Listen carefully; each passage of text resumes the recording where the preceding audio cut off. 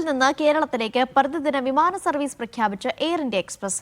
May 1 മുതൽ Kozhikode Doha റൂട്ടിലാണ് service പുനരാരംഭിക്കുന്നത്. ഡൽഹിയിലേക്ക് air ഇന്ത്യയും സർവീസ് പ്രഖ്യാപിച്ചു. പശ്ചിമേഷ്യൻ സംഘർഷത്തെ തുടർന്ന് റദ്ദാക്കിയ യാത്രാ സേവനങ്ങളാണ് പഴയപടിയാകുന്നത്. പ്രവാസികൾക്ക് ഏറെ ആശ്വാസകരമാണ് തീരുമാനം. ഖത്തറിൽ നിന്ന് അടുത്ത മാസം ആദ്യം മുതൽ എയർ ഇന്ത്യ അടക്കമുള്ള വിമാന കമ്പനികൾ സർവീസ് ആരംഭിക്കുന്നുണ്ട്. ഇതോടൊപ്പം തന്നെ ഖത്തർ എയർവേസും സർവീസ് പ്രഖ്യാപിച്ചിട്ടുണ്ട്. ഇതിൻ്റെ വിശദ വിവരങ്ങൾ നമ്മോട് പങ്കുവെക്കാൻ വേണ്ടി ഖത്തറിലെ പ്രധാനപ്പെട്ട ട്രാവൽ എക്സ്പെർട്ട് കൂടിയായിട്ടുള്ള ഫിറോസ് നാട്ടു നമ്മുടെ കൂടെ ചേരുന്നുണ്ട്. എന്താണ് നിലവിലുള്ള സർവീസുകളുടെ ഒരു എയർ ഇന്ത്യ അടക്കമുള്ള കമ്പനികൾ പ്രഖ്യാപിക്കുന്ന സർവീസുകൾ എങ്ങനെയാണ്? മെയ് ആദ്യത്തോട് കൂടിയിട്ട് നമുക്ക് എയർ ഇന്ത്യ എക്സ്പ്രസ് കാലിക്കറ്റിലേക്ക് ഡെയിലി ഫ്ലൈറ്റ് തുടങ്ങുന്നു. ഉച്ചയ്ക്കാണ് 1:20 പോകുന്ന ഫ്ലൈറ്റ്. അതേപോലെ തന്നെ ഡൽഹിയിലേക്കും അങ്ങനെ 2 ഫ്ലൈറ്റ് ഡെയിലി ഇപ്പം അനൗൺസ് ചെയ്തു ഒഫീഷ്യലി ആയിട്ട്. പിന്നെ അതിന് പുറമെ ഇനി ഇൻഡിഗോയും 1-ാം തീയതിയോട് കൂടി തുടങ്ങാനുള്ള തയ്യാറെടുപ്പുകൾ എടുക്കുന്നുണ്ട്. അത് വരുമ്പോൾ നമുക്ക് കൊച്ചിയിലേക്ക് ഒരു അഡീഷണൽ ഫ്ലൈറ്റും കൂടി വരുന്നു. കണ്ണൂരിലേക്കും കൊച്ചിയിലേക്കും ഇൻഡിഗോ ഓപ്പറേറ്റ് ചെയ്യാൻ പോവുകയാണ്. അപ്പം അങ്ങനെ വരുമ്പോൾ കേരളത്തിലെ എല്ലാ എയർപോർട്ടിലേക്കും വിമാനങ്ങളായി, ഒന്നിലധികം വിമാനങ്ങളായി. അപ്പോൾ പ്രൈസും സ്വാഭാവികമായിട്ടും കുറയുമെന്ന് തന്നെയാണ് പ്രതീക്ഷ. ഓൾറെഡി നമ്മൾ ഖത്തർ എയർവേസിൻ്റെ ഫ്ലൈറ്റ് ഓൾറെഡി ഇപ്പോൾ നമുക്ക് ആദ്യം ഒരു ദുരിതാശ്വാസ കോറിഡോർ എന്നുള്ള രീതിയിലായിരുന്നു. പക്ഷേ ഇപ്പോൾ ഡെയിലി ഫ്ലൈറ്റ് കോഴിക്കോട്ടേക്ക് കൂടി അവർ പ്രഖ്യാപിച്ചിട്ടുണ്ടല്ലോ അല്ലേ?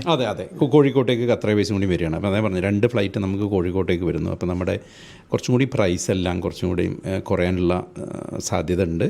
എന്നാലും അതാണ് ഈ പ്രവാസികളെ സംബന്ധിച്ചൊരു പ്രധാനപ്പെട്ട ഒരു ആശങ്ക എന്ന് പറയുന്നത്. ഇപ്പോൾ സ്വാഭാവികമായിട്ടും വിമാനങ്ങളില്ലാത്തതുകൊണ്ട് വലിയ ടിക്കറ്റ് നിരക്കാണ് ഉള്ളത്. അതിൽ നമ്മൾ എത്രമാത്രം കുറവ് പ്രതീക്ഷിക്കാൻ പറ്റും? നമ്മൾ പഴയ പോലെ ഒരു കുറവ് നമ്മൾ പെട്ടെന്ന് പ്രതീക്ഷിക്കേണ്ട. കാരണം നമുക്ക് ഫുൾ ഫ്ലെഡ്ജ് ആയിട്ടില്ല എങ്കിൽ പോലും നമുക്ക് ഇൻഡയറക്റ്റ് ഫ്ലൈറ്റ് ആയിട്ടുള്ള ഇപ്പം എയർ അറേബ്യ നമുക്ക് ഫ്ലൈ ചെയ്യുന്നുണ്ട്. അതേപോലെ തന്നെ ഒമാൻ എയർവേസ്, ഗൾഫ് എയർ, ഇതെല്ലാം കൂടി വരുമ്പോൾ ഗൾഫ് എയറൊക്കെ അടുത്ത മാസം മുതൽ വരാനിരിക്കുകയാണ്.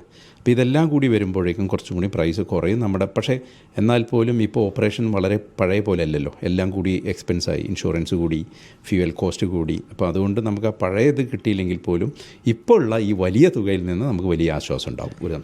അതൊരു പ്രധാനപ്പെട്ട സംഗതി. യുദ്ധം മൂലം സ്വാഭാവികമായിട്ടും ഇവിടെയുള്ള പെട്രോളിയം ഉൽപ്പന്നങ്ങളുടെ മൊത്തത്തിലുള്ള വില കൂടുതലൊരു സാഹചര്യം ഉണ്ടായിട്ടുണ്ട്. അത് നമ്മുടെ ഒരു ട്രാവലിന് എങ്ങനെയാണ് ബാധിക്കാൻ പോകുന്നത്? അത് തീർച്ചയായിട്ടും നല്ലൊരു ശതമാനം, എനിക്ക് തോന്നുന്ന ഒരു 20-25% ഇപ്പം യൂറോപ്പിലൊക്കെ അത് വല്ലാതെ ബാധിച്ചിട്ടുണ്ട്.